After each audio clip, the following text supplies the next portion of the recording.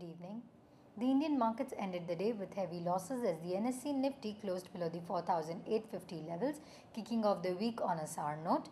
Markets opened gap down, tracking downbeat global cues.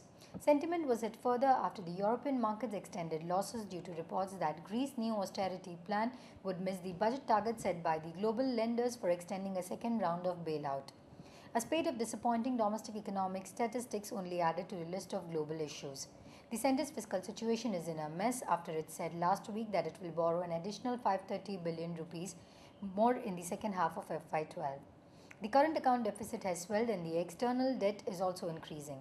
Inflation, of course, is a major problem which could prompt the RBI to maintain its aggressive monetary tightening policy. The manufacturing PMI data showed today a sharp drop in September, falling to a 2.5-year low. The trade data for August showed a jump in trade deficit despite healthy growth in exports.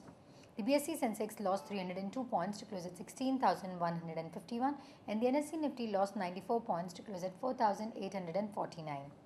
The near-term prospects for Indian equities don't appear to be bright due to mounting worries that Greece could default sooner or later. Eurozone officials meeting on Greece will be a crucial event. The ECB's policy meet this week will be keenly followed as well. US monthly jobs report will be another key data to keep a close watch on. Going ahead, corporate earnings will be in the limelight apart from the IIP, inflation and RBI policy meeting. ADAG stocks fared well in a weak market after the CBI said that it doesn't have evidence of Anil Ambani's direct involvement in the structuring of different companies and transfer of funds relating to Swan Telecom. Shares of public sector oil marketing companies IOC, BPCL and HPCL were up slightly after the crude oil futures slipped in the overseas market due to concerns that a slowing world economy will hit fuel demand. Also, the OMCs on Friday hiked the ATF price. Stocks like BPCL surged 4.5% while HPCL rose over 2.5% and IOC ended higher by 2.2%. Shares of JSW Steel plunged after media reports stated that CBI had conducted raids at the company's Bellary premises. The shares fell as much as 7.1% to end at Rs 550.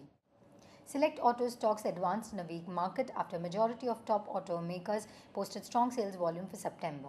Maruti ended 0.5% lower to close at 1,077. The stock hit an intraday high of Rs 1,100 after the company said that a month-long labor unrest at its Manesar plant ended over the weekend. However, the company sales were down about 21% last month due to strike at its Manesar plant. All the BSE sectoral indices ended in the deep red with the realty, metals, banking and the capital goods stocks among the major laggards. Even the mid-cap and the small-cap stocks witnessed some heavy offloading. Meanwhile, the rupee today tumbled, tracking a steep fall in local as well as global stocks, even as the dollar strengthened against the euro due to lingering worries over the worsening credit crisis in Eurozone. Globally, stocks across Asia and Europe slid on growing concerns that Greece could eventually default after figures showed Athens would miss a deficit target proposed by international lenders for giving the crucial second tranche of financial aid. European Finance Minister will meet in Luxembourg on Monday to discuss the Greek reforms progress. Thank you. Wish you have a great evening ahead.